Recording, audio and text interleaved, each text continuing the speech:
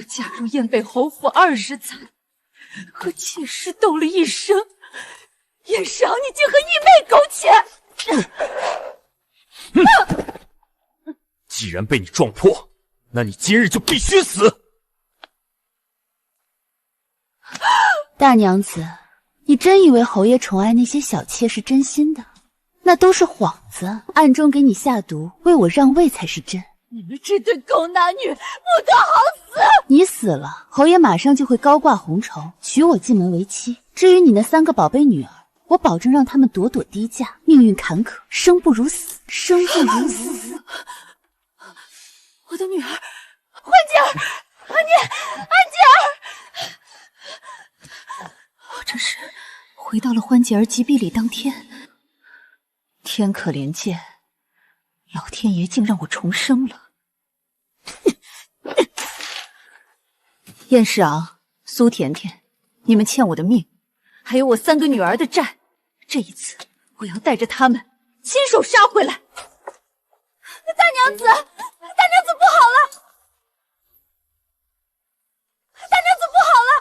欢姐儿脸上突然起了大片的红疹子，今日可是她的吉吉礼，这可怎么办啊？慌什么？我还没死呢，这侯府的天就塌不下来。今日可是初8，欢妮儿的吉吉礼。是啊，大娘子，宾客们都快到了。好，好得很。我果真回到了这一天。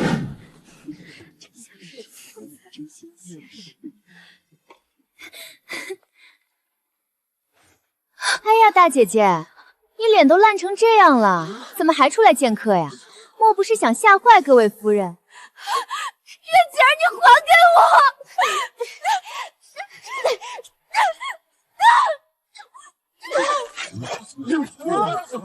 我！上一世就是借着这红疹子，逼得欢姐儿掩面见客，再让人当众摘了面纱，毁尽名声，最后坠落莲花池。同样的阴毒手段，还想在我眼皮子底下用第2次。大娘子，您身子才好些，可千万别动气。李嬷嬷，少废话，去把主母华服拿来。红杏，去把我的解毒百宝箱带上。愣着干什么？我倒要看看，今日谁敢动我女儿一根汗毛。走，去欢姐儿房里。上一世他们落水，大庭广众之下，欢姐儿被那礼部侍郎李文言抱上岸，月姐儿却好巧不巧，偏偏砸进了伯爵府小世子陆燕青的怀里。夫君，求求你别打了，我们的孩子快保不住了。保不住就一起去死！呸！占着正妻的位置，连个蛋都护不住，真晦气！死了干净。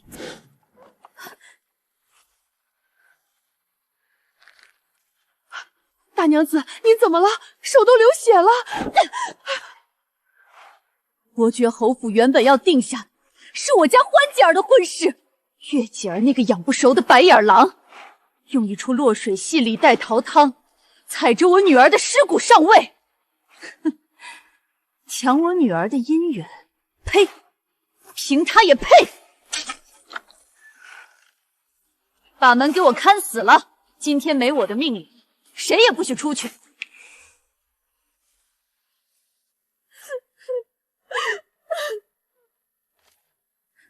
都小声些，大娘子身子才好些，别惊扰了。阵阵眩晕，指尖发青。燕世昂，原来在这个时候，你就已经开始在我的安神汤里下慢性毒药了。大娘子，您说什么？中毒？这笔账我回头再找那对狗男女清算。眼下先保欢姐儿。今日是欢姐儿的吉金礼，伯爵娘子昨日便送来这套极贵重的头面。悄悄与我商定要娶欢姐儿。欢姐儿与世子陆燕青从小一起长大，两小无猜，我心里明白他们是有情谊的。方才和月姐儿说了几句话，脸就毁了。这哪里是生病，分明是有人眼红这门好亲事，想要在今日毁了我欢姐儿的清白和前程。有人费尽心计，就是想毁了你的脸，替了你的好姻缘。母亲，毒酒的味道如何？当初你念着手心手背都是肉，眼睁睁看着我截胡了大姐姐的亲事，嫁进伯爵府。如今女儿特意来送你上路，你到死都不知道吧？我根本就不是你亲生。你替仇人娇生惯养了10几年女儿，今天我们一家3口团聚，亲眼看着你去死，真是一场天大的笑话。好一招狸猫换太子！白眼狼，全都是吃人不吐骨头畜生！母亲，您怎么了？谁是白眼狼？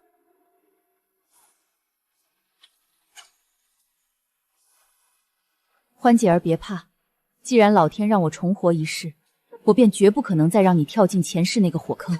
属于你的东西，谁也夺不走。红杏，去打一盆最冰的井水来。李嬷嬷，把大门给我锁死，一只苍蝇都不准放进来。今日我亲自来治这脸上的红疹。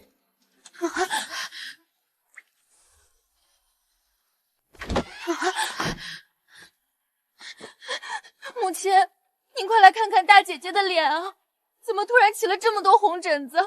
都烂成这样了，一会儿还怎么出去见客呀？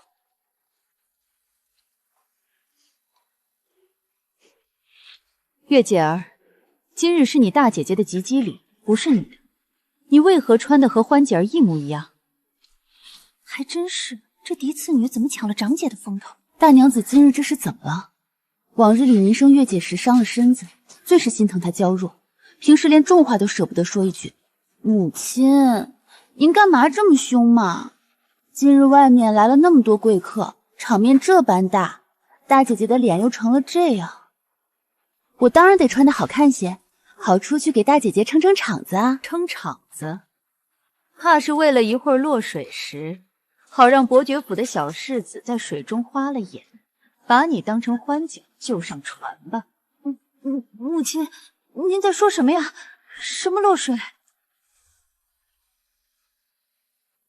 去换了，就换你平日里穿的素色衣裙，免得外面的贵客戳着我的脊梁骨，说我们燕家长幼不分，尊卑无序。哎呀，大娘子说的在理，今日到底是欢姐儿的主场，月姐儿这样穿着确实有些不妥。走，姨娘陪你回去换衣裳。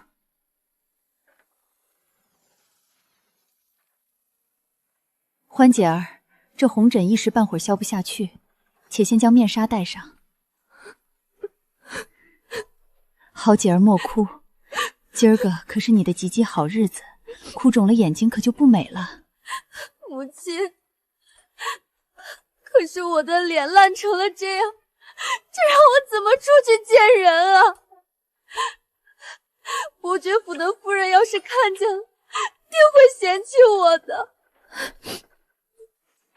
别怕，敢在我的眼皮子底下玩下毒的把戏，母亲自有办法，让他们自食恶果。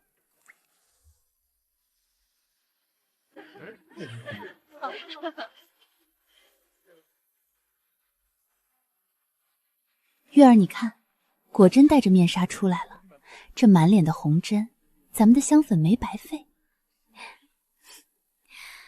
母亲刚才发了好大的火，逼我换衣服，不过那又如何？我挑的这件依旧是和她一模一样的湖蓝色，等几会儿下了水，全糊在身上，谁能分得清救上来的是谁？大娘子，您看二姐儿，我早就瞧见了，去换了一趟衣服，款式变了，却还是和欢姐儿同色系的衣裙。看来那落水的阴毒计划，他们是铁了心要照眼不误了。大姐姐，大家快看，我大姐姐出来了！这就是大姐儿吧？真不愧是英国公家出来的血脉，这身姿，这气度，真是大家风范，嫡女气派啊！不过今日可是吉姬的大日子，好端端的为何戴着面纱？对呀，为何戴着面纱？是有何见不得人的吗？莫不是生了恶疾，或者是貌若无仙？昨日我送头面去时还是好好的，欢姐儿这是怎么了？母亲，他们都在看我，我害怕。把头抬起来，背挺直了。你是英国公府的血脉，我燕北侯府的嫡长女，哪怕今日天塌下来，母亲也替你顶着，你安心便是。今日是欢姐儿的吉比礼，来的都是京城有头有脸的人物，她戴着面纱做什么？快摘下来！这般遮遮掩掩，别丢了我燕北侯府的脸。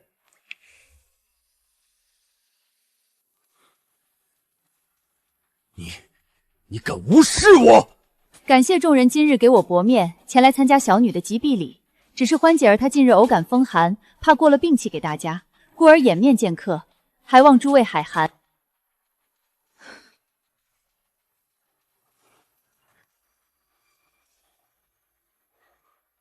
母亲，欢姐儿她没事吧？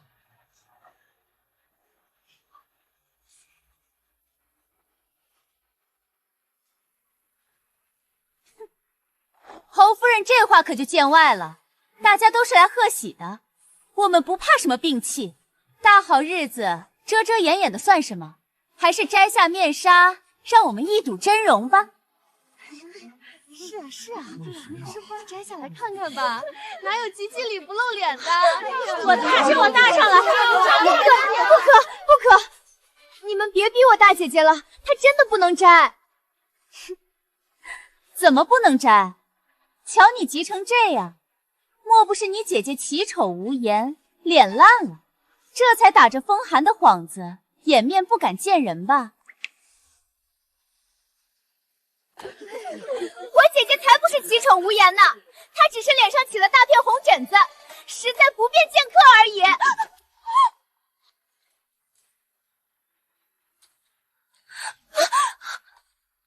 哦，原来是长了满脸的疹子，见不得人啊。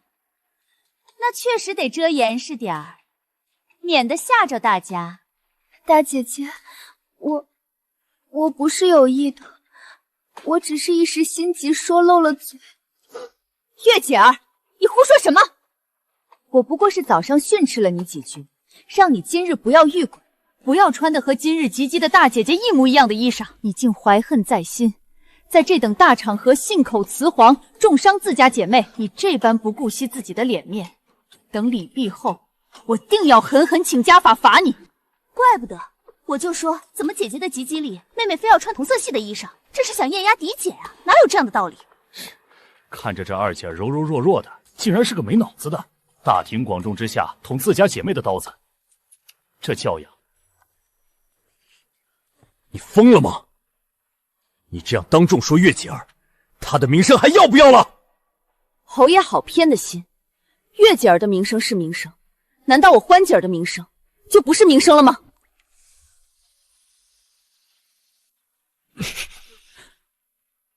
我没有胡说，大姐姐的脸真的长满了红纸。母亲，您偏心大姐姐故意呵斥我，但也掩盖不了她脸烂了的事实。月姐儿，你为何要如此咄咄逼人，当众羞辱我？我们可是从小一起长大的嫡亲姐妹啊！你非要在今日毁了我吗？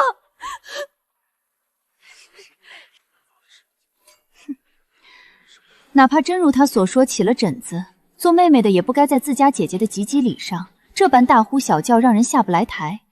这心肠未免太毒了些。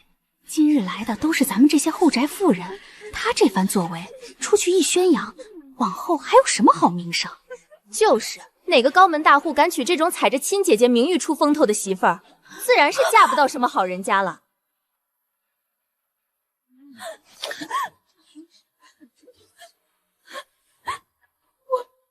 我不是有意的，大姐姐，我错了，我真的只是心直口快，你原谅我好不好？行了，二姐儿，收起这副做派吧。咱们这些妇人在后宅摸爬滚打多年，若是连你这点争风吃醋的弯弯绕绕都看不破，那才是真是白活了。好了，都是小女孩间的口角，让诸位见笑了，大家都入席吧。不行，你若不摘下面纱，大家岂不是以为真是月姐儿故意说谎编排你？今日必须摘下来看看。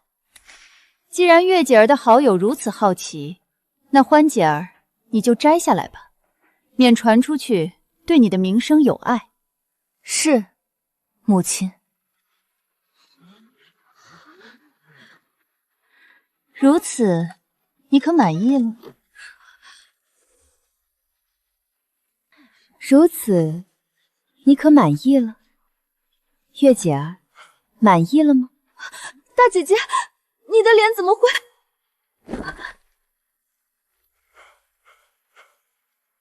我的脸一直都是好的呀。怎么？难道你很希望我的脸像你说的那样长满疹子？没有的事儿，我怎么会希望姐姐毁容？都是误会。是误会就好。妹妹以后还是要谨言慎行，莫要丢了我们燕家的脸面。毕竟你我都是母亲的孩子，别叫人觉得你不像是母亲生的。难道她知道了什么？好了，欢姐儿，今日是你的大日子，快去和诸位夫人打个招呼。是母亲。阿念，去给我泡杯茶来。是。看来是我想多了，他们不可能发现我调包孩子的真相。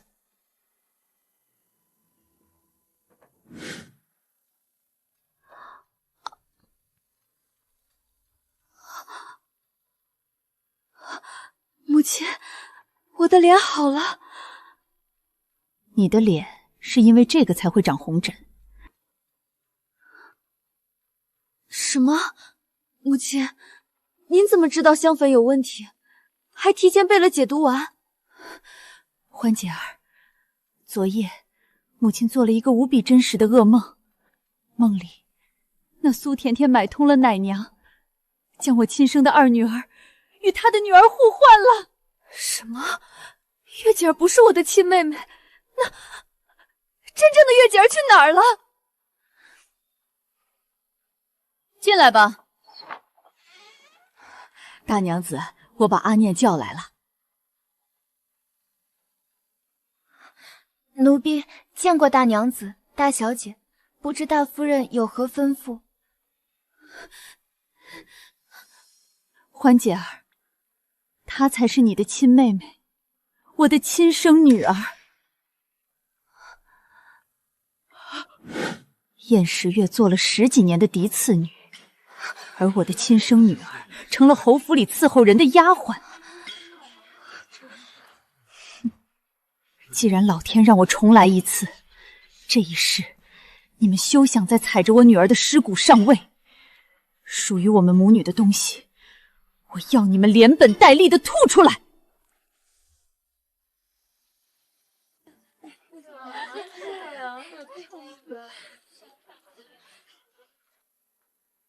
母亲，大姐姐她就像长在椅子上了一样，死活不往池塘那边去，这落水的事还怎么成啊？先别轻举妄动，再找机会。李嬷嬷，等着你寸步不离的跟着欢姐儿。是，老奴定会守好大小姐。红杏，你去让世子来偏厅一趟，就说我有事找他。是。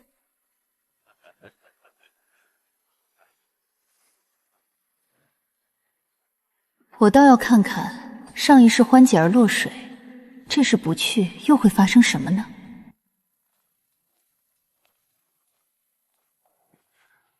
侯夫人安好。世子有礼了，唤你前来是想问下你对我儿的心意。昨日你母亲派人前来，有意求娶欢姐儿，不知你的意思。夫人，我母亲的意思就是我的心意。若是能娶欢姐儿，我可以对天起誓，后院只她一人，不会再娶。看他样子不似说谎，可前世他与月姐儿虽夫妻和睦，但总带着疏离。后院虽没有新人，不过一直未有子嗣，不知我死后如何了。好，有你这句话，我也就放心了。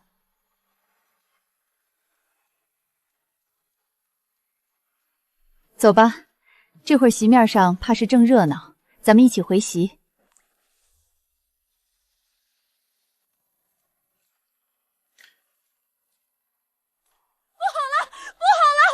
月姐儿和苏姑娘落水了，快来人呐！怎么会是他们俩落水了？快来人啊！救命啊！侯夫人，可要去瞧瞧？快带路，我倒要看看究竟怎么回事。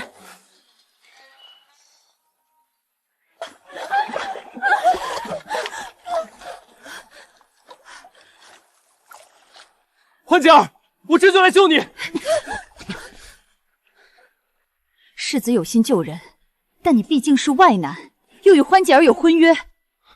侯夫人说的是，我差点糊涂了，还请侯夫人赶紧派人将欢姐儿救上来。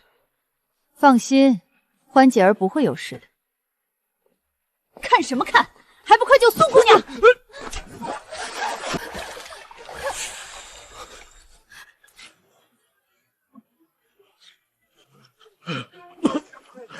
救人！救人！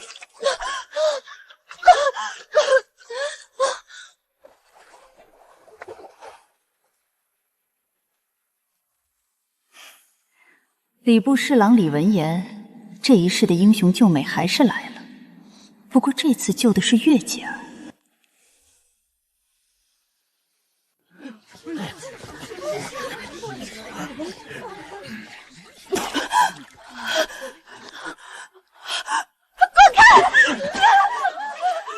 自作孽，活该！看清楚，那不是欢姐儿，世子还是避嫌的好。多谢侯夫人提醒，那我就不参与了。这是怎么了？我的老天爷呀！事已至此，当着这么多宾客的面，李侍郎该给我们燕家一个交代。侯夫人放心，我这就回府准备提亲。李侍郎，为什么不是世子救我？我不要！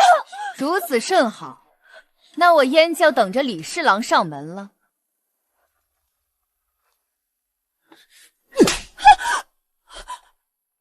你居然打我！你居然在大庭广众之下与那粗鄙的马夫有了肌肤之亲，你真是丢尽了我燕家的脸！一个男人就算平时装得再好，也忍不了自己的女人被别人染指，何况还是二牛那样低贱的人。我当时落水了，是二牛要救我，又不是我逼的。侯爷这般折辱我，我还不如死了的好。啊！你们别拦着我，让我死！闹够了没有？你既与那二牛在人前已经内摆，倒不如将错就错。我会给二牛放了生气，再给你们置办宅院，你们就出府踏实过日子吧。那怎么行？怎么，如今还有更好的法子吗？要不侯爷纳了他得了，总不能让苏姑娘去进猪笼吧？你都被李文言抱过了，清白已毁。你若不嫁给他，倒不如进猪笼死了算了。是啊，欢姐儿，你不能为了自己连累咱们全族的待嫁女啊，只能委屈你了。这板子终于打到你们自己脸上了，我倒要看看你们还叫不叫疼。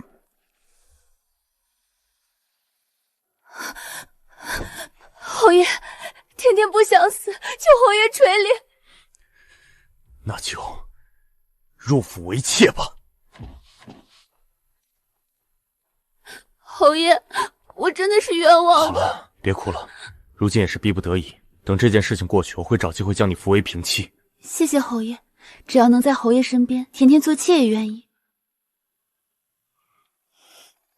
沈长宁，你给我等着，我早晚要将你从侯府主母的位置上拉下来。大娘子，您怎么就这么便宜了那苏甜甜，真让她入府为姨娘了？我16岁入府，3年生了3个女儿，伤了身子，再也不能有孕。此后侯爷便对我日渐冷淡，如今更是连我的门也不进了。2年前更是带回一个外室，口口声声说是无后为大。如今我如他的愿，让他纳妾，他该满意了。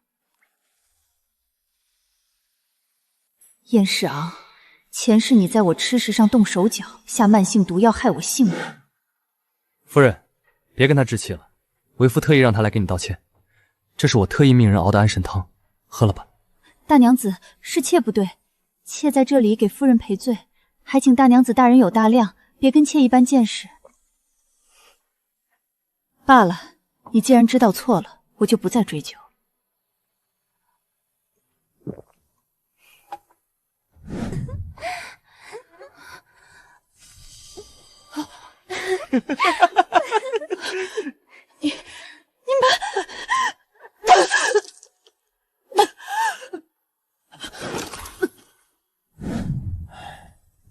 大娘子如何了？大娘子这脉象是中了极深的慢性毒药，如今毒已经深入肺腑，无药可治了。无药可治了，好啊，太好了！哈哈哈哈！月姐儿，酒准备好了吗？侯爷，你这是何意？你可真蠢，当然是送你最后一程啊！你死了，父亲才接我的母亲入府做正妻。红杏，从今日起，我院子里的所有吃食、茶水，必须你亲自盯着。大娘子，您的意思是？特别是侯爷送来的任何东西，绝不能入口，倒掉或者喂狗。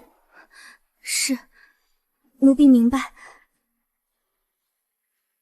这次我借落水之事，提前逼苏甜甜入府为妾，我倒要看看这一世她还能翻出多大的风浪来。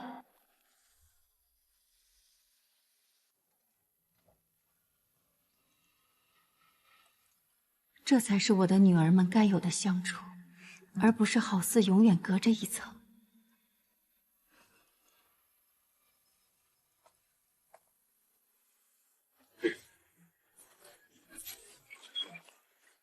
你这是要把侯府都拆了不成？摔盆砸碗的，传出去，要是李家不要你了，你就只能去进猪笼。母亲还知道我是你母亲。我自问千疼万疼将你养大，什么好东西都紧着你，可你呢，行事如此龌龊，不知廉耻。这10几年的养育之恩，你都可以视而不见。如此自私寡恩的白眼狼，行事作风，简直就像不是我肚子里生出来的一样。母亲，我不想嫁入李家。大庭广众之下你们那般，若是不嫁他，你还能嫁给谁？只怕是坏了名声。女子的名节何其重要！刚才在厅上，我已经喝了苏姨娘的妾室茶了。什么苏姨娘？就是苏姑娘，她不愿嫁给二牛，侯爷只能纳了她。他提议让你嫁入李家，不然你父亲定是要让你进猪笼的。都怪他推我入水，他也不是故意的。母亲，真的没有什么办法可以不嫁李家吗？月姐儿，你如今能嫁入李家，已经是最好的选择了。那礼部侍郎官虽不大，但是你大姐姐侯府都会帮衬的，不用担心。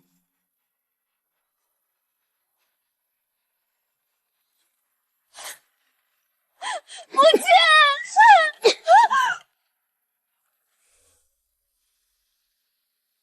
月姐儿，我自幼疼你，很多事我都装作不知道，但是你母亲也不是榆木脑子。我且问你，那香粉中为何添加了菊粉？你不可能不知道欢姐儿对那菊粉过敏。香粉的事竟然被发现了，不行，我不能供出娘。母亲，我错了，真的知道错了。此事我已经是偏袒你，若是再有下次，侯府又不会再管你了。知道了，母亲。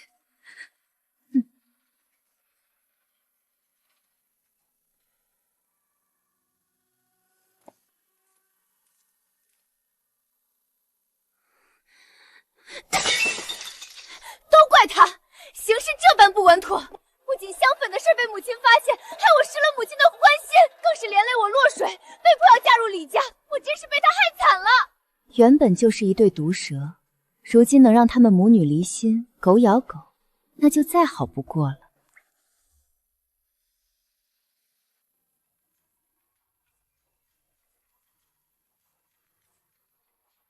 欢姐儿的事儿，如今总算是尘埃落定了，李家那边不用再操心。接下来，最要紧的就是阿念。阿念姑娘受了这么多年的苦，如今可算能留在您身边，安安稳稳的享几天福了。享福？若是不把她的身份彻底定下来，这福她也享不长久。大娘子这话怎么说？阿念姑娘如今不是已经在您院子里了吗？前世，阿念就是因为身份低微，只是个无足轻重的陪嫁丫鬟，为了报恩，竟傻傻的跟着去了李家，最后落了个殉葬的下场。躲什么？你不过是跟着欢姐儿陪嫁过来的丫头，连个正当名分都不配有。本少爷临幸你，做个通房是你几辈子修来的福气。大小姐，您都被他们害死，阿念这无根的浮萍绝不苟活，这就来给您殉葬。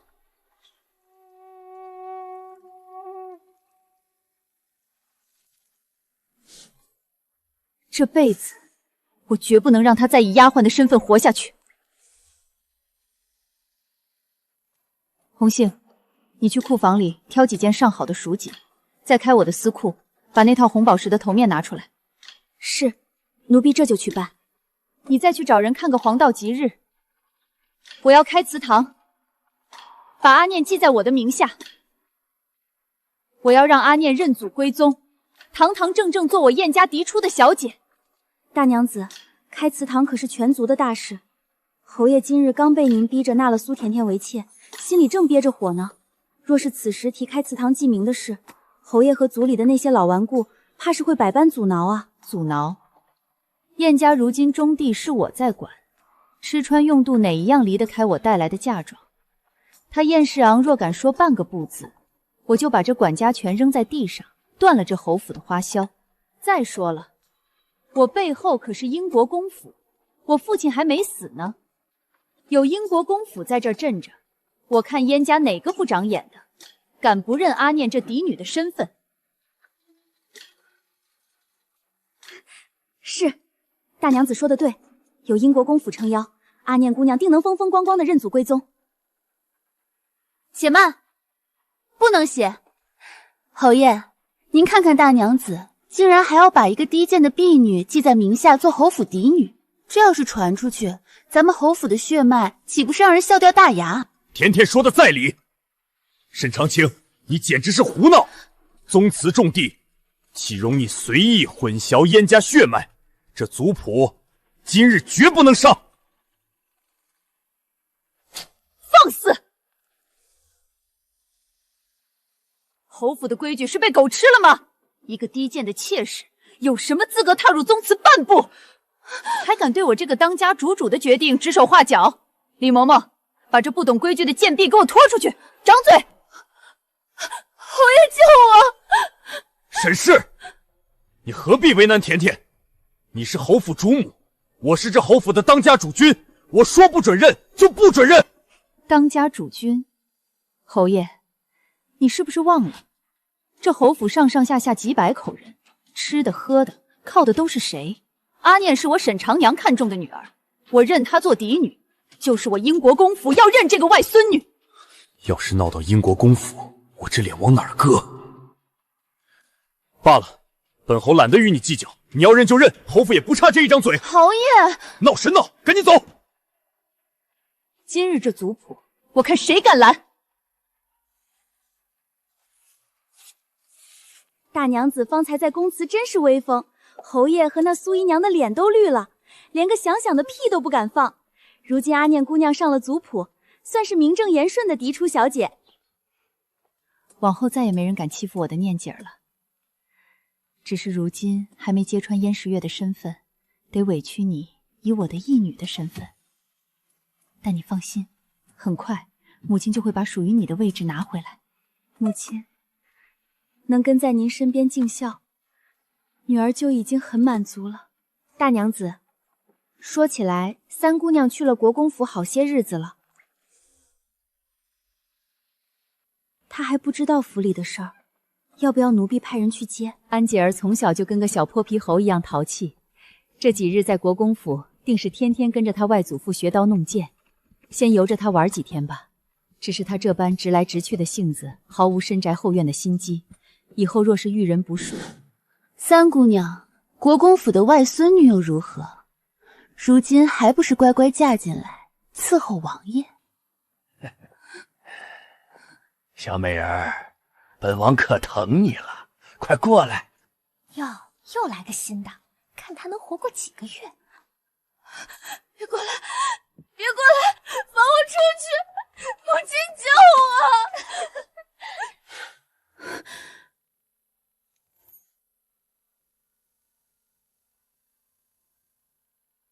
夫人怎么了？红杏，你今日就传我的话去英国公府，安姐儿的婚嫁之事，这辈子由我亲自做主。不管是谁敢再打她的主意，敢薄待了她一分，我就是拼了这条命，也要将她挫骨扬灰。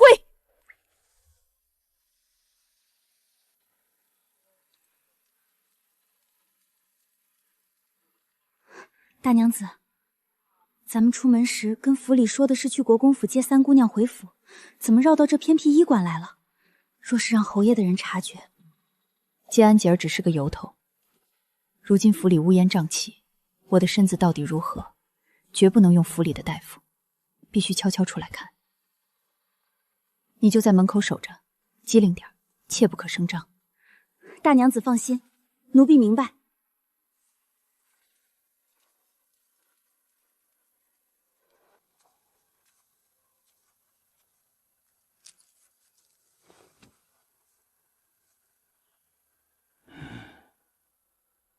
夫人可是经常眩晕，夜里失眠多梦，醒来浑身又发冷，心口时不时针扎一般疼痛。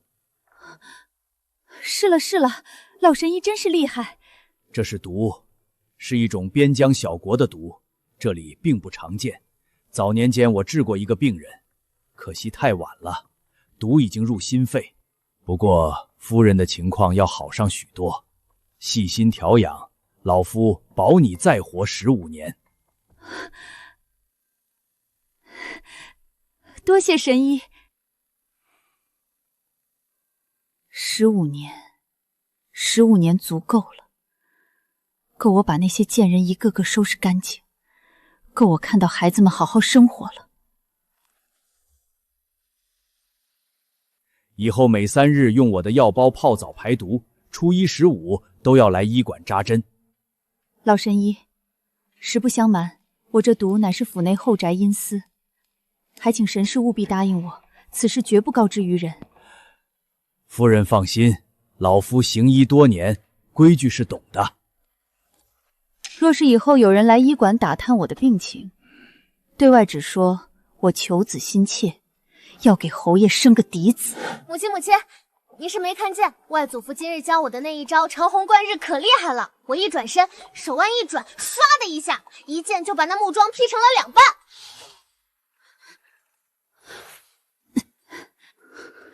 我们安姐儿自然是最厉害的，只是母亲今日有些吹了冷风，头有些痛，咱们回府再说，可好？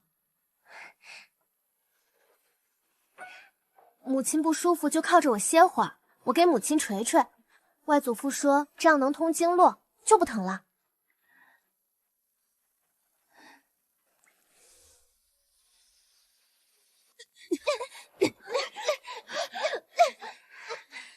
让你的人给我撒手！这可是大娘子赏我的极品血液，你一个刚进门的妾室，也敢纵容下人明抢？赵姐姐这话多难听！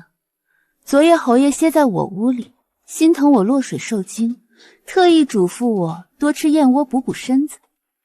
姐姐就当是顺了侯爷的心意，让给妹妹又何妨？呸！少拿侯爷来压我！大娘子赏我的东西，你也配拿？给我抢回来！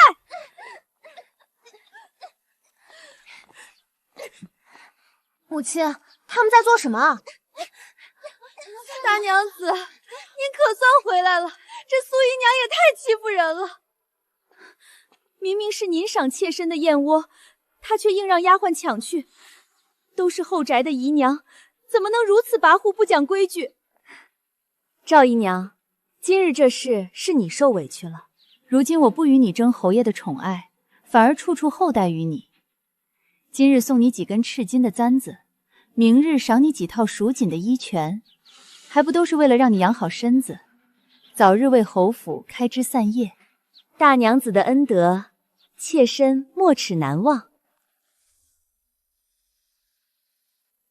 咱们侯府如今无嫡子，我早与你承诺过，要是你有幸怀上了，生下庶长子，我定做主向侯爷请命，将你抬为贵妾，绝不食言。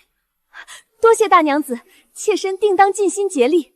谁知这府里扭头又来了个苏姨娘，刚进门就不懂规矩，连你这可能孕育子子的安揣滋补之物都要抢。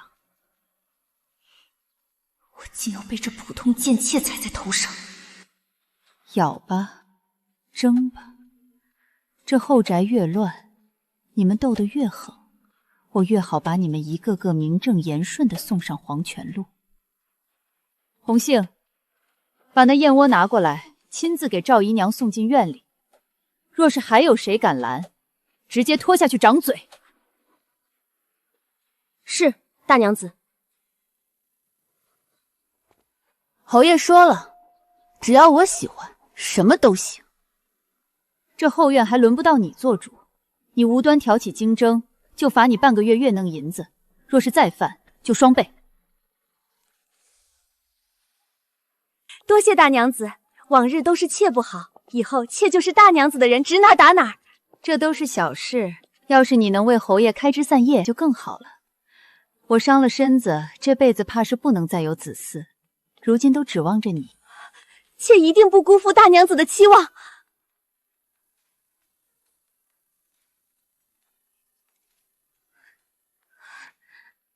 这是我专门去医馆为你开的坐胎药，你拿回去按时喝。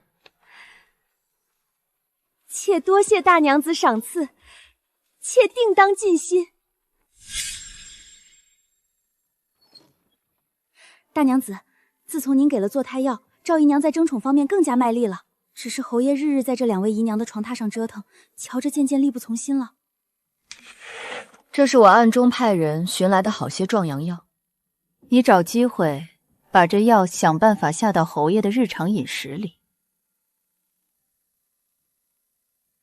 奴婢明白，这就去办。只希望赵姨娘的肚子能争点气。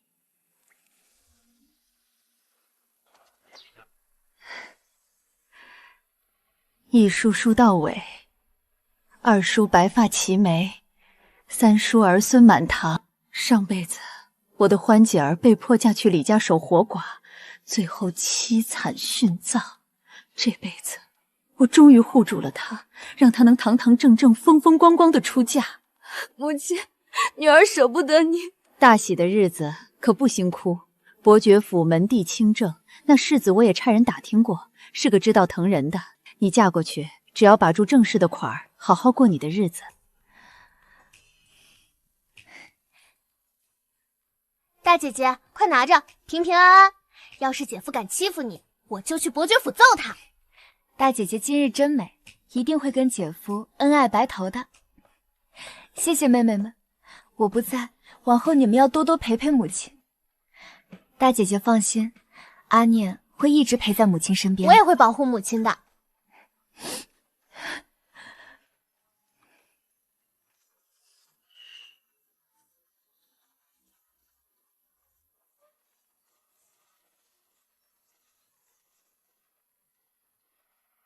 小婿来迎娶欢儿，岳父岳母放心，小婿定会一生一世善待于他。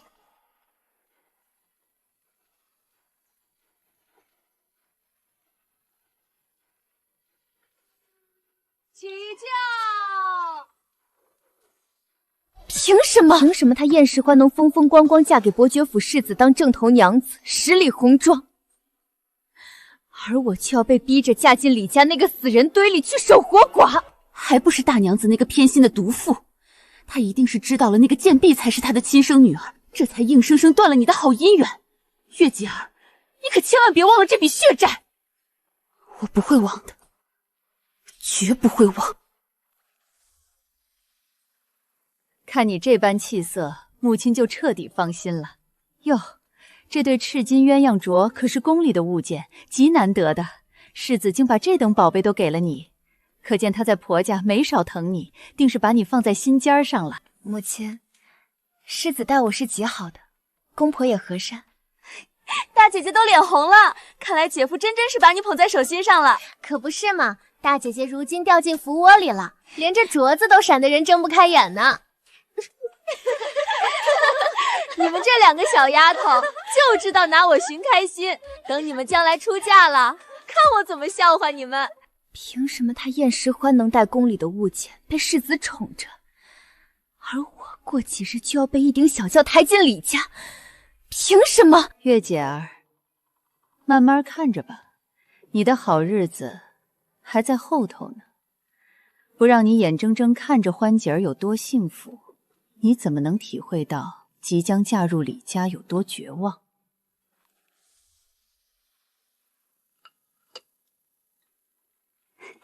大娘子，您这招坐山过虎斗真是绝了。如今这府里表面看着平静，内里早就为了争宠掀翻天了。那苏姨娘仗着侯爷的宠爱，在府里横着走，逐渐目中无人起来。她原本就是个眼皮子浅的，一旦得了势，尾巴自然要翘到天上去。可不是吗？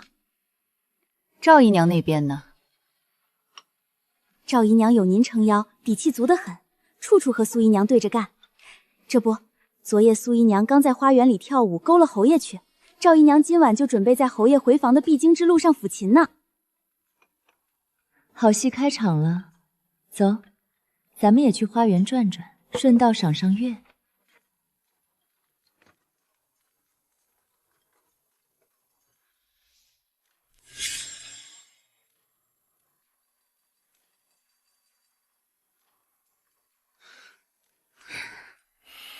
侯爷，妾身这舞跳得可好？您都好几天没来妾身院里了。好，好，好！甜甜的舞姿冠绝京城，本侯的心都被你跳得酥了。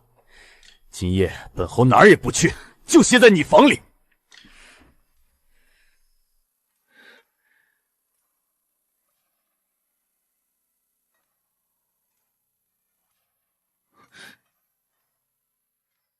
这琴声是从哪儿来的？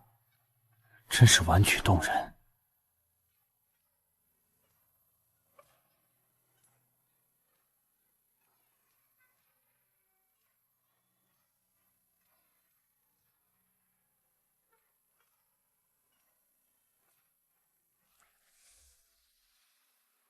侯爷，别管什么琴声了，妾身还等着伺候您歇息呢。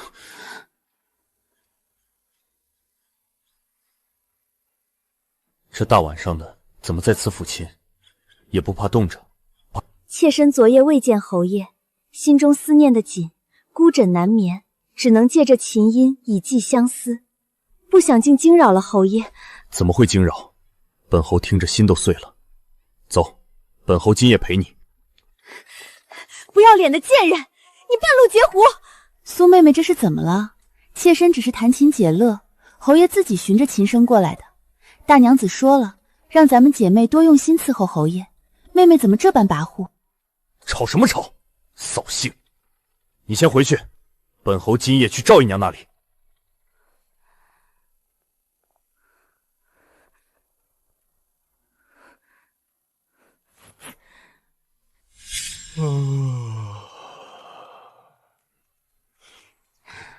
侯爷，侯爷，这是妾身天没亮就起来，亲手为您做的糕饼，您尝尝，甜不甜？甜，甜甜亲手做的，自然是这世上最甜的。侯爷有苏妹妹的糕饼吃，自然是甜到了心坎里。只是这干巴巴的吃糕饼，怎能少得了妾身酿的好酒呢？赵姨娘，你还有没有规矩？没看到我正陪着侯爷吗？苏妹妹急什么？我这可是埋在桃花树下3年的佳酿。侯爷，今晚月色定是极美的，不如侯爷今晚来妾身院里，妾身陪您相约赏月，饮酒作对，可好？不行，侯爷说了今晚要吃我做的糕饼，侯爷答应了要喝妾身的酒。要甜什么？好，好，好，别争了。今晚本侯去后花园摆一桌，把糕饼和酒都带上。本侯要你们2个一起伺候。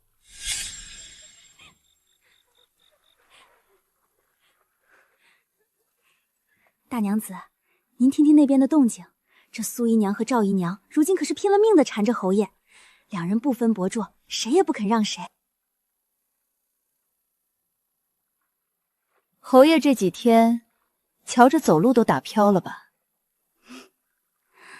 可不是嘛，今天下朝的时候，连马车都差点没爬上去。掏空他的身子只是第一步，他燕世昂沉浸其中，乐不思污，就让他好好享受这最后的温柔乡。我倒要看看他这条命还能经得起这后院里几个回合的折腾。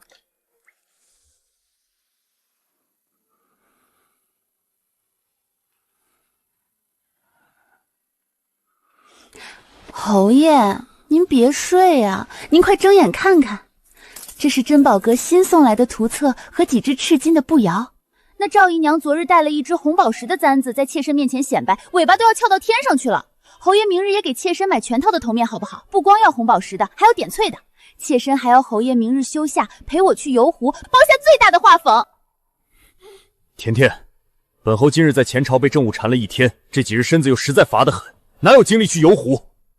那些首饰，你明日自己让管家去账房支银子便是，让本侯清静清静，睡一觉。不行，你不能睡。侯爷以前可是说过，只要妾身喜欢，什么都依我的。如今连陪妾身游湖都不肯了。侯爷如今是不是变心了？心里只有那个狐妹子赵姨娘了？是不是他给您灌了什么迷魂汤？我以前真是瞎了眼，觉得她清高脱俗、楚楚可怜、与众不同，如今成了姨娘。天天上赶着妖宠，满嘴的黄白之物，只知道跟其他妾室争风吃醋，这副斤斤计较的贪婪嘴脸，跟后园那些庸俗不堪的妇人有什么两样？侯爷，你到底有没有在听我说话？够了！大晚上的你吵什么吵？你看看你现在像什么样子？终日这般无理取闹，像个市井泼妇，成何体统？你凶我！哼，真是俗不可念，无趣至极。侯爷，你去哪儿啊？侯爷，你回来！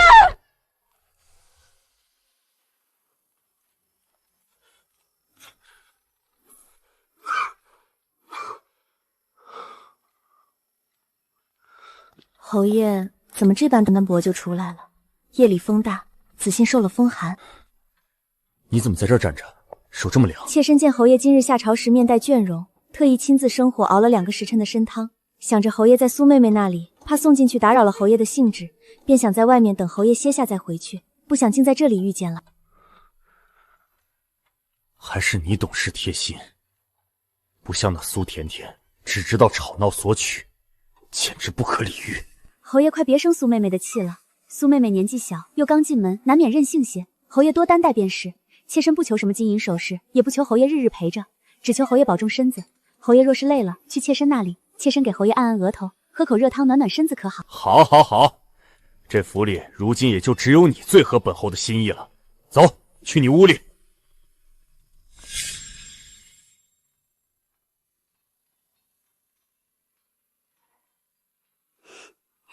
大娘子，您是没看见昨晚那出好戏？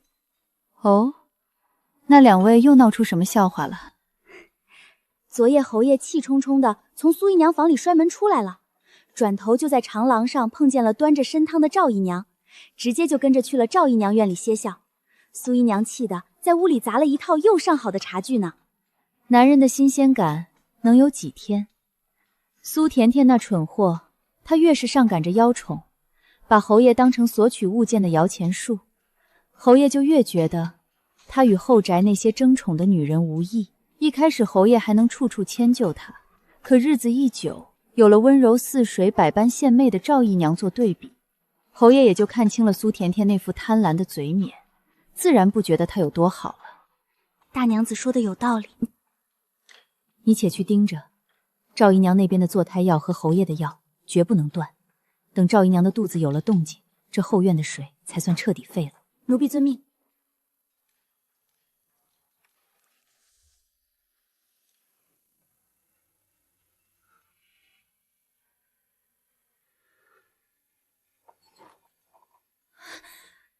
那老女人真要把我逼死，李家马上就要来娶我了，娘，我该怎么办？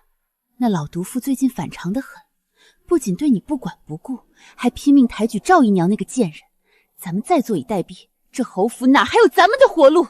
娘，我绝不嫁去李家，我要让他也尝尝挖心挠肝的痛。他不是疼爱阿念那个奴婢吗？欢姐儿出嫁了，安姐儿身边有会武功的婆子跟不好下手，唯独阿念最是没有防备。这药会死人吗？万一被发现，无色无味，只会让人高热不退，最后心虚而亡。我已经买通了阿念院里的粗使丫鬟，只要那小贱婢一死，沈长宁必定痛不欲生，到时候府里大乱，谁还顾得上你跟李家的婚事？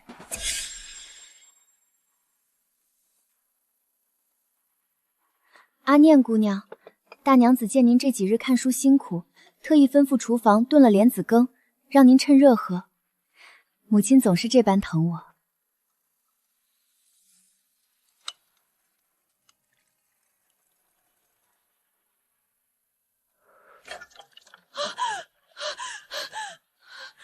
别喝！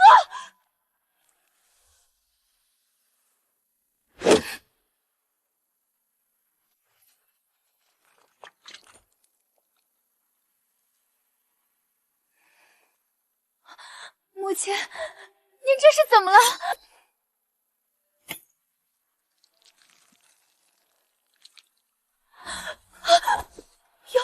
有毒！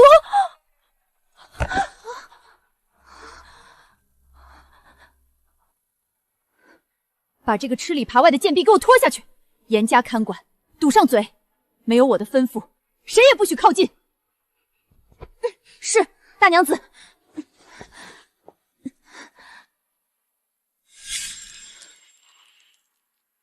大娘子，阿念姑娘吓坏了，奴婢已经安抚她歇下了。幸好您派了人日夜盯着苏姨娘和月贼的动静，察觉了那买通的丫鬟，否则后果不堪设想。这群丧心病狂的畜生！月姐儿自从和李家定亲就一直不安分，我原以为她只是想拉拢苏甜甜毁了婚事，没想到他们见我进来态度反常，看出了端倪，竟然把主意打到了阿念身上。既然他们这么急着找死，那我就成全他们。去，把月姐儿给我叫到祠堂来。月姐儿，你若是肯认错，念在我们母女一场的份上，你就安分守己的嫁去李家；若是你执意死不悔改，还要兴风作浪，就别怪我不客气了。母亲，您在说什么呢？女儿一直安分守己待在院子里，听不懂母亲的意思。是不是有人在母亲面前嚼了什么舌根？听不懂？你买通阿念院子里的丫鬟，在莲子羹里下剧毒，你真当我的眼睛是瞎的吗？养不熟的狼崽子！母亲明鉴，那丫鬟定是受人指使，故意栽赃女儿。女儿怎么可能做这种事？看来你是不见棺材不落泪。你以为你这阵子频繁出入苏姨娘的屋子，我不知道你们在筹谋什么？你们不仅下毒，连你身上的胎记都是假的。红杏，动手！放开我！你们干什么？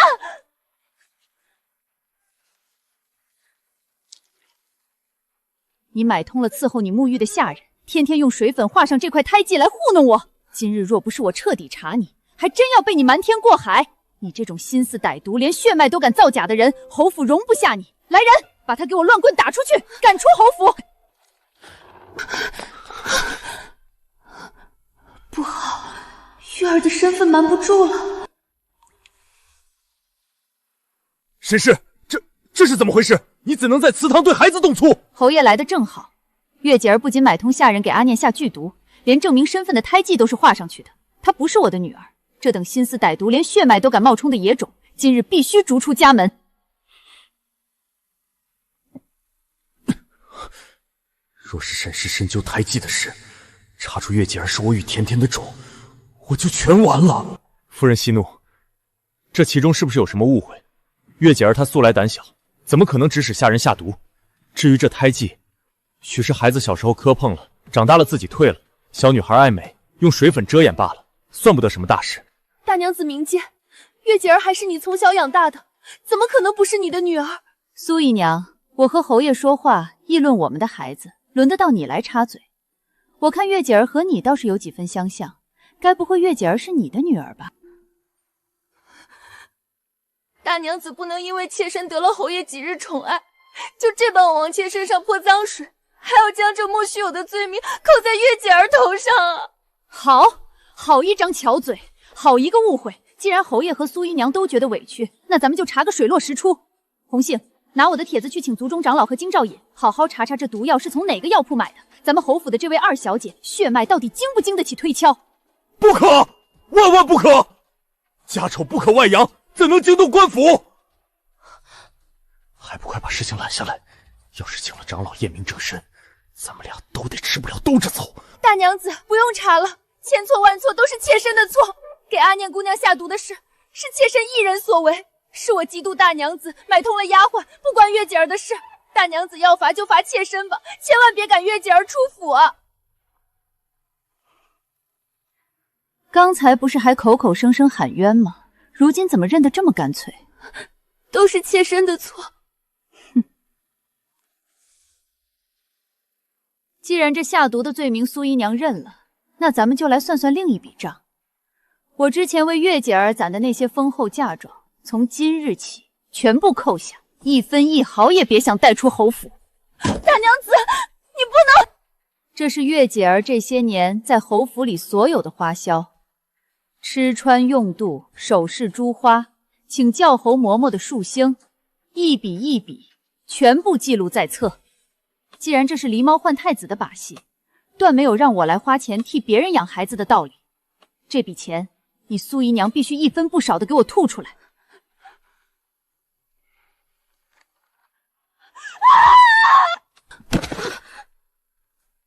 晕了就泼水弄醒，再不然就拿锥子扎针。是。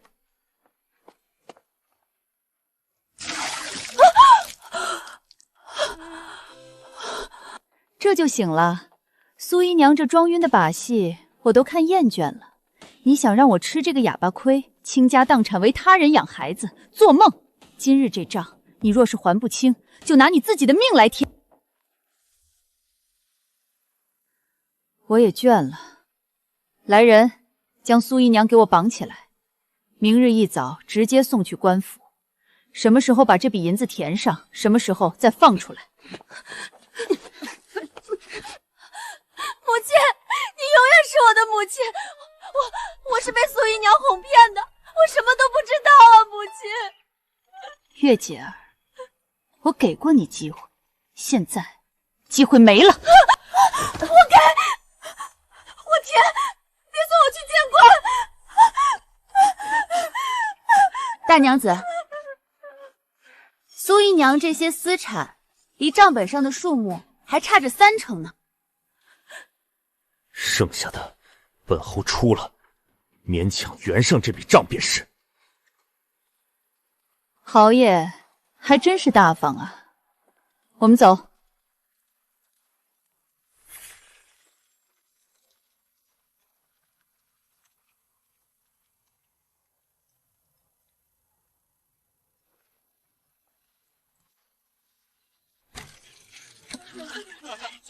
这都是侯府的小姐，怎么二小姐出嫁和大小姐出嫁差距这么大？你看看这些嫁妆，也是够寒酸的。那肯定不一样啊！大小姐那是门当户对，清清白白；这二小姐啊，听说出嫁前就失了清白，这才这么嫁了。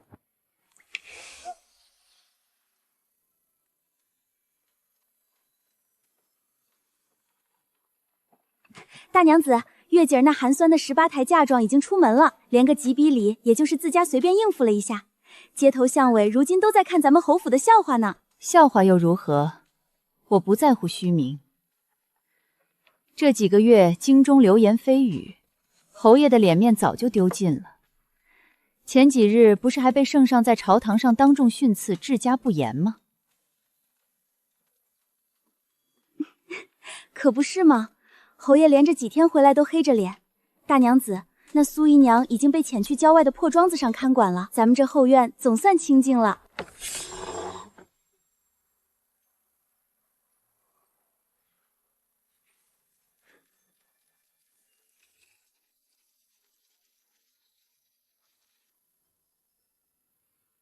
大娘子，苏姨娘被遣去郊外的庄子上看管，侯爷又偷偷溜出去看苏姨娘了，要不要奴婢派人拦下？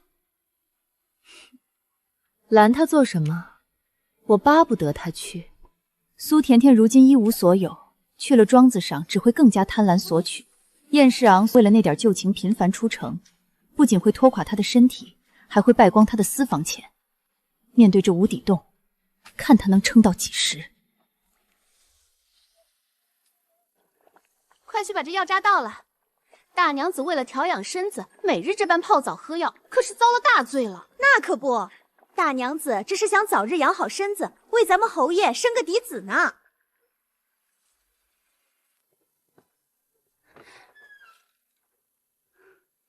大娘子，您吩咐的大张旗鼓造势，奴婢都安排妥好了。现在满府上下，包括外面的人，都以为您每日折腾是为了给侯爷生嫡子呢。就是要让他们这么以为。只有打着求子的幌子，我这般频繁的请大夫熬药，才不会惹人怀疑我是在解毒。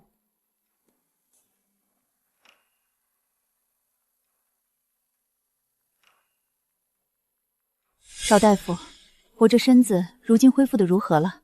大娘子大喜，经过这段时日的药浴和汤药调理，您体内的毒素已经排出了8、9成，只要继续保持，假以时日，便能彻底痊愈。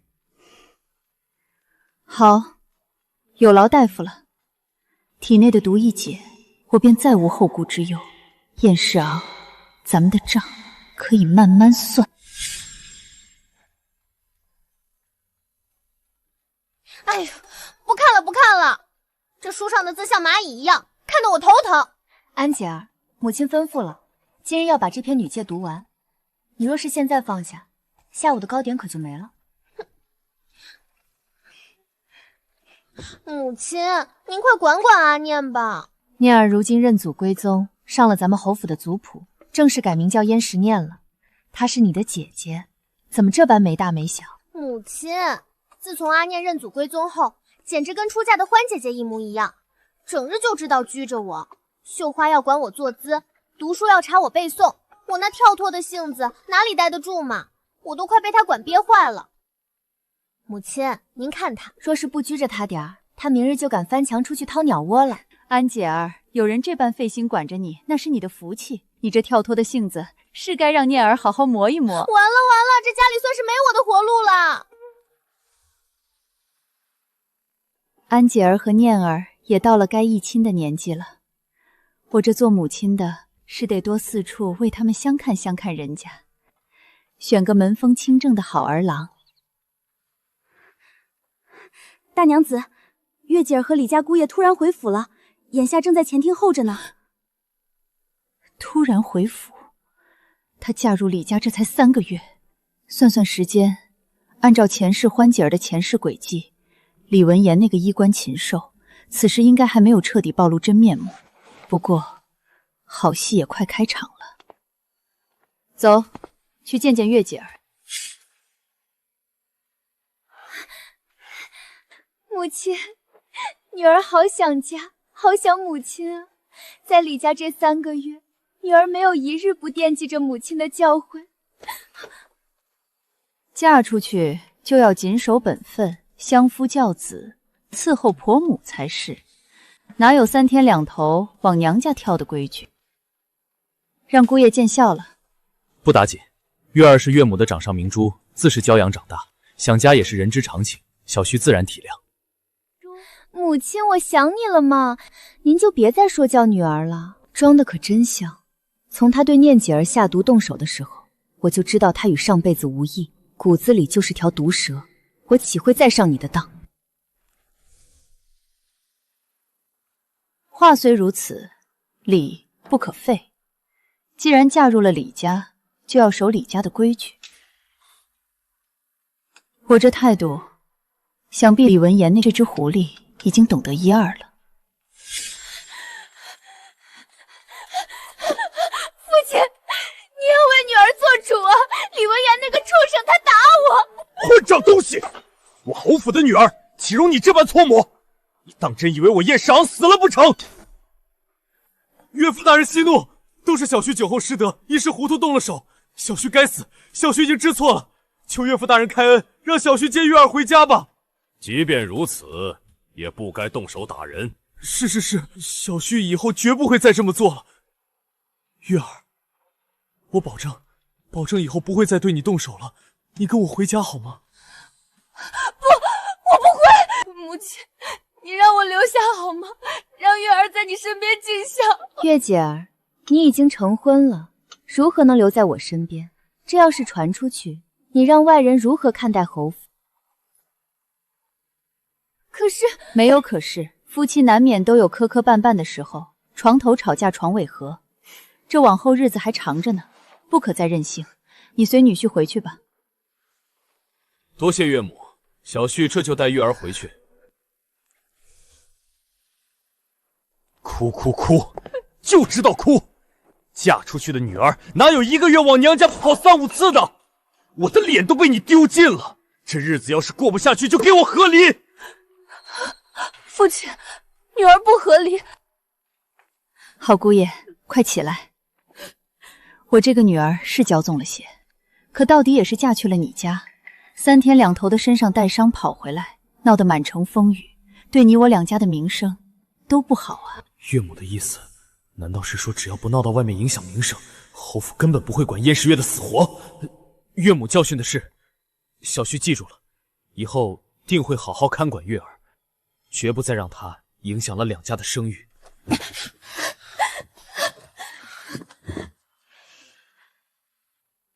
念姐儿，母亲为你做主，定了你姨母家的幺儿。你姨母性子最是和善，那表哥也是个知根知底、上进顾家的，你嫁过去断不会受半分委屈。全凭母亲做主，女儿相信母亲的眼光。至于你这个泼猴，伯爵娘子可是费了不少心思，才牵线搭桥，让你与安阳王府的长子结亲。安阳王府家风严谨，绝没有那些妾室通房的肮脏事儿。你嫁过去可得收敛些性子，莫要给王府添乱。母亲放心吧，女儿心里有数，定会跟世子好好过日子的。只要你们能嫁得清白好人家，夫妻和顺，母亲这辈子也就心满意足了。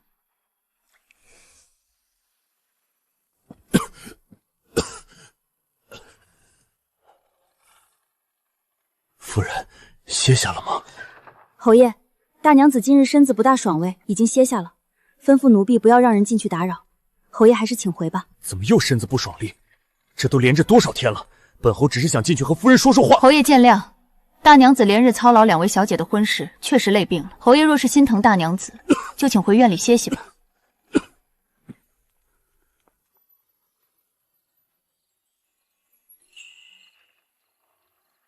大娘子，侯爷又被奴婢打发走了，最近也不知是怎么了。侯爷放着郊外庄子上的苏姨娘不看，放着院子里的赵姨娘不理，日日往您这屋里还能怎么了？赶都赶不走。她那身子在苏甜甜和赵姨娘的轮番掏空下，早就成了一具废躯。如今眼看着要油尽灯枯了，发现外头那些女人只会扒着她吸血索取，没人管她死活了，这才想起我这个能给她兜底的正妻来了。想躲到我这里找清静，让我端汤送水的伺候她，做她的春秋大梦去吧。我嫌脏。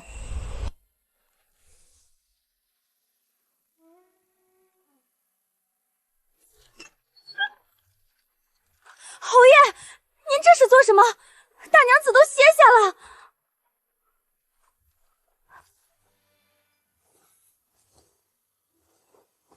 我子，这水哪儿也不去。侯爷，你这是怎么了？这脸色和舌头不对劲。红杏，立刻拿我的帖子去把之前给我解毒的那位老大夫请到府里来。是，奴婢这就去。府里那些大夫全推脱说医术不佳，看不出毛病，只能请他出山了。大娘子，老朽就直断了当的说了，侯爷这不是什么中风，也不是什么邪祟，还请老大夫明言。侯爷这是虎狼之药，也就是那壮阳药吃的太多了，药性反噬，掏空了根本。如今毒素逆流已经严重影响到了心绪和脑髓。影响心绪，可否说得明白点？也就是说，侯爷以后会渐渐形同痴傻，如同3岁小儿，再无恢复的可能了。老朽医术有限，实在无能为力。晏世昂，你这辈子最引以为傲的权势和颜面，如今全毁在你最宠爱的女人手里了，这就是你的报应。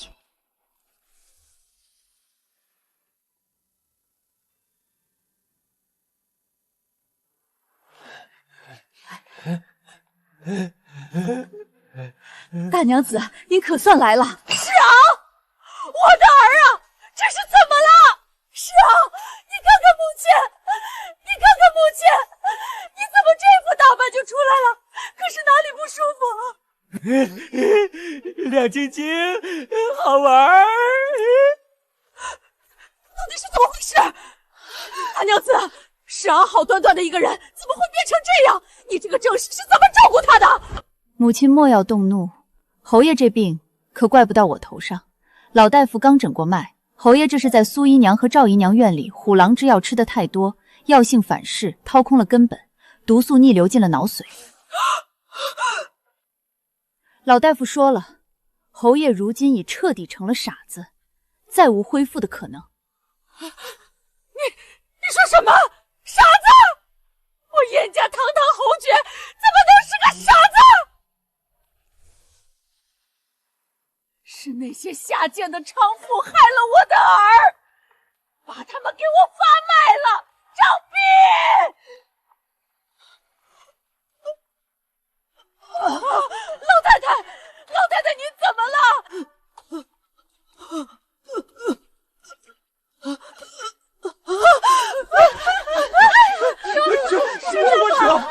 还愣着干什么？老太太这是急火攻心，中风了，还不快去请大夫？不，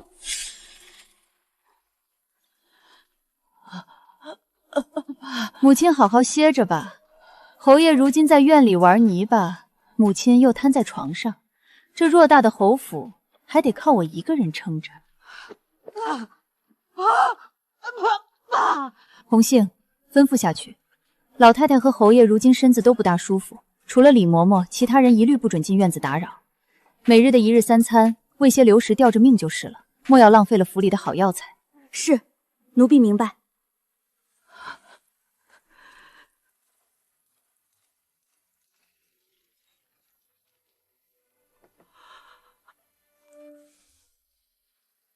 大娘子恕罪，实在不是老奴有心隐瞒，是那苏姨娘她有身孕了，看那肚子已经足足5个月了。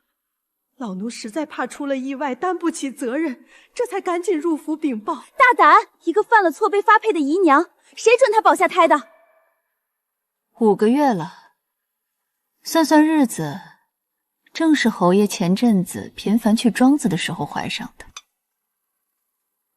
你下去吧，回去照顾好苏姨娘。是，老奴告退。红杏，你去把苏姨娘风风光光的接回府里来，好好养胎。为什么？咱们好不容易将她赶到庄子上去，为何要将她再接回来？侯爷如今成了这副痴傻的德行，老太太又瘫在床上，家中正愁无男丁后嗣。苏甜甜这时候爆出有孕，不让她回来，岂不是上赶着给她闹腾的机会？更何况，戏台子搭好了，角儿总得全齐了才好看。是，奴婢明白了。哎呦，你们几个老货脚下可得长点眼，都给我扶稳了！我肚子里这可是侯府唯一的男丁，要是惊了我的胎，你们有几个脑袋赔？大娘子，妾身身子重，就不给您行礼了。兜兜转转，大娘子不还是得把我风风光光的接回来？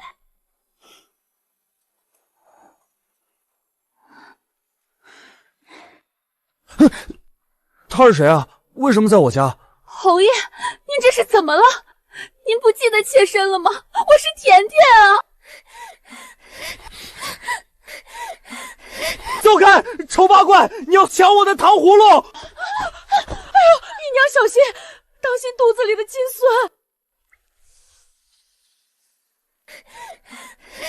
行了，你既然有了孩子，就给我滚回你自己的院子里安心养着。若是再不安分，惹出什么乱子，我绝不轻饶。安吉儿也差不多要到了，红杏，随我去瞧瞧。是你，肯定是你给侯爷下了毒，不然侯爷好端端的一个人，怎么去了你屋里几次，就突然变成痴傻了？大娘子，你好狠的心！放肆！谁给你的胆子，敢在侯府门口红口白牙的污蔑当家主母？苏姨娘，侯爷病重，宫里的太医全都来看过，没一个人听说什么毒不毒的。怎么，你一个待在乡下破庄子里的姨娘，医术倒比宫里的太医还要高明了？我……苏甜甜，侯爷如今这样，确实是我动了一点手脚，不过只是让他痴傻，没直接要了他的狗命，我已经是手下留情了。你这个毒妇！苏姨娘若是犯了癔症，就赶紧回去吃药。如今老太太中风瘫痪，侯爷痴傻，这偌大的侯府全是我说了算。妾身知错了，妾身这就回院子养胎。母亲，这奴婢若是再敢作妖，女儿即刻回王府带护应来拿她，绝不让母亲受委屈。好孩子，母亲没白疼你。别担心，她一个失宠又无依无靠的姨娘能掀起什么风浪？而我3个女儿全都嫁进了门风清正的高门大户，随便哪个女婿站出来，都能给我撑起这侯府的天，我还会怕他？母亲说的是，从前是您护着我们，往后我们姐妹3个就是您最强大的依靠，往后有我们护着您。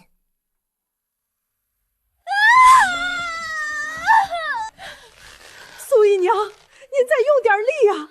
这胎养的实在太大了，卡住了出不来呀！救我！救救我的孩子！不好了，雪崩了！苏姨娘雪崩了！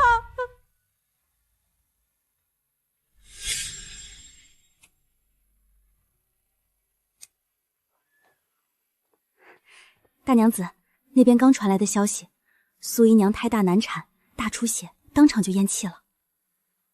孩子呢？夭折了。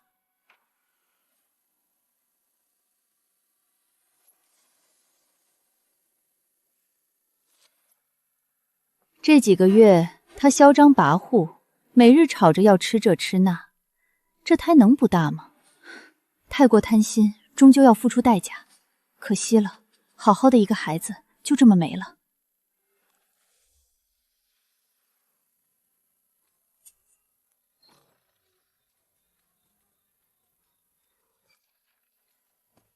大娘子，这是奴婢按照您的吩咐，提前在城外寻来的遗孤，刚刚百月，大小正合适。狸猫换太子的把戏，苏甜甜没玩明白。今日我便让她看看，什么才是真正的偷天换日。从现在起，这个孩子就是苏姨娘拼死为侯府生下的唯一血脉。是，奴婢明白。这孩子命好，遇上大娘子，往后就是这侯府名正言顺的小少爷了。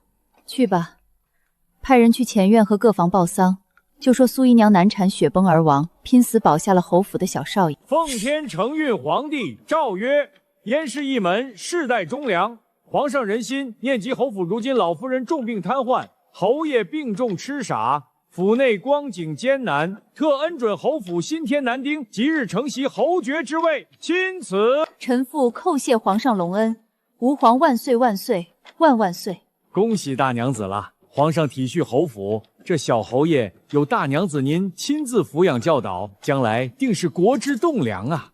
多谢公公吉言。燕世昂、苏甜甜，你们穷极一生不择手段想要争夺的侯府大权和爵位，如今却落在一个毫无血缘关系的婴儿身上。我这大娘子的位置，从今往后才算是坐得稳如泰山，再无人能撼动分毫。母亲，你要为女儿做主啊！那李文言简直就是个畜生！自从女儿嫁过去，他日日对我拳打脚踢，女儿这日子实在没法过了呀！母亲，您看，女儿这满身的伤。二姐姐如今是得了癔症吗？无事也跑来搅扰母亲，你这浑身上下白白净净的，哪里来的伤？若是真有伤，咱们侯府也不是吃素的。走，咱们现在就回李家，找姐夫当面好好对峙对峙。不对峙，我不回去。他不打脸，条条看不见的地方掐，用针扎。不，别让他过来。母亲，刚才月姐儿发抖的样子绝不是装出来的，暗中好像真有这么回事。李家姐夫表面上温文尔雅，背地里恐怕折磨人的手段阴毒得很。咱们要不要？安姐儿，她既然已经嫁出去了，那就是李家的人。李家关起门里的事，你少管闲事。可是，你如今是安阳王府的世子妃，有空操心他那些烂摊子，不如多操心操心你自己。你嫁入王府也有段时日了，早日生个嫡子，在王府站稳脚跟，这才是正事。母亲，你好端端的怎么扯到这上面来了？女儿知道了就是。李文言那个衣冠禽兽，手段多的是。燕时月，你前世怎么折磨我的阿念，今生就在李家好好享受你那好夫君的疼爱吧。大娘子恩德，奴婢没齿难忘。若不是大娘子放了奴婢的生气，将奴婢许给管家，又把铺子交给奴婢打理，奴婢哪有今日的造化？快起来吧，这孩子养的倒是白嫩结实，只要你们尽心为侯府办事，我自然不会亏待你们。大娘子放心，铺子的进项这个月又翻了番，小的和娘子定当结草衔环，报答大娘子。细想这大半辈子，母亲其实也没做什么惊天动地的事儿，只是后来心境变了，不再去计较那些无谓的恩宠，咱们娘几个反而活得洒脱自在。可见啊，人生的选择是多么重要。母亲如今的选择就极好，女儿们也都跟着享福呢。女儿上辈子一定是积了大德，这辈子做了您的女儿。若不是当年急逼礼上，母亲及时发现苏氏母女的诡计，治好了女儿，如今哪有女儿的今天？我们都是因为母亲才有如今的好日子。大姐姐说的对，我曾无数次后悔过，为何要嫁入这污糟的燕家？要是能早点领悟就好了。可是后来看看你们三个，命中注定，我与你们有一场割舍不断的母女之缘，有你们承欢心下，这辈子如此幸好。